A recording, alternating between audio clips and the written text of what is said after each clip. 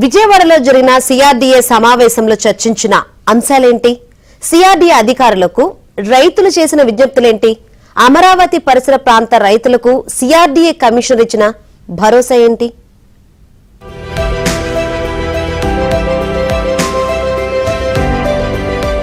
రాజధాని అమరావతి నిర్మాణాన్ని పునః ప్రారంభించేందుకు ప్రభుత్వం సన్నద్దమవుతోంది.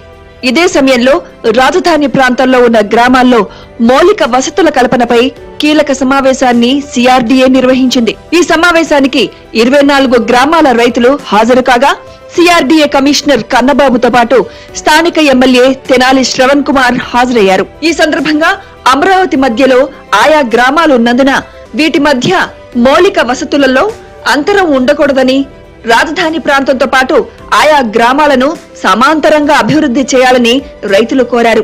ముఖ్యంగా తాగునీరు, రవాణా, డ్రైనేజీ వంటి సదుపాయాలను రాజధానితో పాటు ఏర్పాటు చేయాలన్నారు. వారి విజ్ఞప్తిపై సిఆర్డీఏ కమిషనర్ సానుకూలంగా స్పందించారు. రైతులు విలేజెస్ కూడా మనం అదే స్థాయిలో డెవలప్ చేసేటువంటి పరిస్థితి మనకు ఉండాలి. మంచి సిటీ డెవలప్ అవుతూ పక్కనటువంటి గ్రామాల్లో మౌలిక సదుపాయాల్లో కొరతలు ఉండకూడదనే ఉద్దేశంతో డైరెక్షన్ ఇవ్వడం జరిగింది. ప్రతి గ్రామంలోని కూడా రాజధాని పరిధిలో ఉన్నటువంటి ఎన్నైతే గ్రామాలు ఉన్నాయో 24 గ్రామ పంచాయత్స్, ఆ గ్రామ పంచాయత్స్లో మౌలిక సదుపాయం అంటే ప్రతి బేసిక్ సెక్టార్స్ అన్నటువంటి మౌలిక సదుపాయాలు పరిస్థితి ఎట్లా ఉంది, అది పూర్తి స్థాయిలో శాచురేషన్ బేసిస్ మీద ఆ యొక్క సర్వీస్ ఇవ్వాలి అంటే కనుక ఆ సెక్టార్లో ఇంకా ఏ కొరత ఎంత కొరత ఉంది, ఆ కొరతని ఏ రకంగా అధిగమించాలి, దానికి ఏ డబ్బు ఏంటి అనేటువంటిది కూడా క్షుణ్ణంగా ఐడెంటిఫై చేయడం జరిగింది. ఒక డిపిఆర్ తయారు చేసి ప్రతి గ్రామానికి అవసరమైన మౌలిక వసతులు ఏంటి, ఎంత అవుతాయి, ఖర్చు పెట్టబోతున్నారు, లేఅవుట్స్ ఎక్కడైతే ఉన్నాయో ఆ లేఅవుట్లకి టెండర్ పిలుస్తున్నారు. మన ప్రజలు ఇల్లు కట్టుకోవడానికో ఇతర నివాసం ఎక్కడైనా తయారవడానికో సౌకర్యాలు ఇస్తున్నప్పుడు ఖచ్చితంగా ఎగ్జిస్టింగ్ గ్రామాల్లో రాజధానికి ధీటుగా లేదా సమానంగా తయారవ్వాల్సిన బాధ్యత ఉంది. ఓవైపు రాజధాని అమరావతి అంతర్జాతీయ ప్రమాణాలతో అభివృద్ధి చెందుతుంటే, మరోవైపు పక్కనే ఉన్న గ్రామాలు మురికి వాడలను తలపించకూడదని రైతులన్నారు. ఇలా అన్ని గ్రామాల ప్రజలతో సమావేశాలు పెట్టడం మంచిదని అభిప్రాయపడ్డారు. అయితే ఆయా గ్రామాల్లో గ్రామ సభలు పెట్టి సమస్యల పరిష్కారానికి కృషి చేయాలని చెప్పారు. గ్రామాల్లోని డ్రైనేజీ వ్యవస్థను రాజధానిలో ఏర్పాటు చేసే అండర్ గ్రౌండ్ కు కలిపే విషయం ఆలోచించాలని కోరారు. అటు తాగునీటి ప్రాజెక్ట్ సెంట్రల్ గ్రిడ్ నుంచి రాజధాని మొత్తానికి వచ్చే నీటి నుంచి కనెక్షన్లు ఇవ్వాలన్నారు.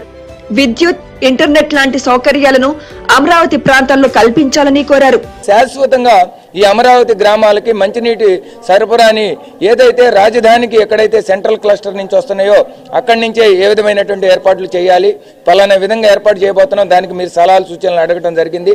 ఈ అండర్ గ్రౌండ్ డ్రైనేజీని ఓపెన్ డ్రైనేజీని రాజధాని నిర్మాణంలో ఉండేటువంటి అండర్ గ్రౌండ్ డ్రైనేజీకి ఏ విధంగా అనుసంధానం చేస్తూ ఉంటారు. రాజధాని నిర్మాణ కార్యక్రమాలు జరుగుతూ ఉంటే పొల్యూషన్, ఎందుకంటే ఎక్కువ వెహికల్స్ తిరుగుతూ ఉంటాయి, మట్టి పని జరుగుతూ ఉంటుంది, పెద్ద ఎత్తున దుమ్ము ధూళి వస్తూ ఉంటుంది. కాబట్టి ఆరోగ్య సమస్యలు రాకుండా ఈ రాజధాని గ్రామాలలో చుట్టూగా రోడ్లు ఏర్పాటు చేసుకొని ఆ రోడ్లలో టిప్పర్లు కనుక తిరుగుతూ ఉంటే దుమ్ము ధూళి ఎక్కువగా ఉండదు, యాక్సిడెంట్లు కానీ అదేవిధంగా ఆరోగ్య సమస్యలు కానీ రాకుండా ఉంటాయి. ఆ అపోహల ఆందోళన తొలగించడానికి ఈ రోజు పెట్టినటువంటి సమావేశం చాలా ఉపయోగకరంగా ఉంటుంది. ఈ రాజధాని అమరావతిలో ప్రతి శుక్రవారం గ్రీవెన్స్ ఏర్పాటు చేస్తున్నారు, కానీ అది ఫలభరితంగా జరగట్లేదు. ముఖ్యమైనటువంటి అధికారులు ఎవరూ రావటం లేదు. ఏదో డీసీ గారు, ఎంఆర్ఓ గారు వాళ్ళు వస్తున్నారే కానీ ఈ సమస్యలు అక్కడే ఉంటున్నాయి. ఈ ప్రతిష్టాత్మకంగా ఈ గ్రీవెన్స్ అనేది రాజధాని అమరావతి రైతుల్లో ఉన్న సమస్యల పరిష్కారం దిశగా ఆ కార్యక్రమం చేయాలని కోరుతున్నాను. రాజధాని ప్రాంతాల్లో గ్రామాల మధ్య సమస్యలు ఒకేలా ఉండవన్న రైతులు ఆయా గ్రామాలకు వేర్వేరుగా మౌలిక సదుపాయాల అభివృద్ధికి డిపిఆర్లు సిద్ధం చేయాలన్నారు. అందరి సలహాలు, సూచనలు పరిగణలోకి తీసుకుని మరో సమావేశంలో తుది నిర్ణయం తీసుకుంటామని, రాజధాని అభివృద్ధితో పాటు గ్రామాల అభివృద్ధికి ప్రణాళికలు రూపొందించినట్లు సిఆర్డీఏ అధికారులు తెలిపారు.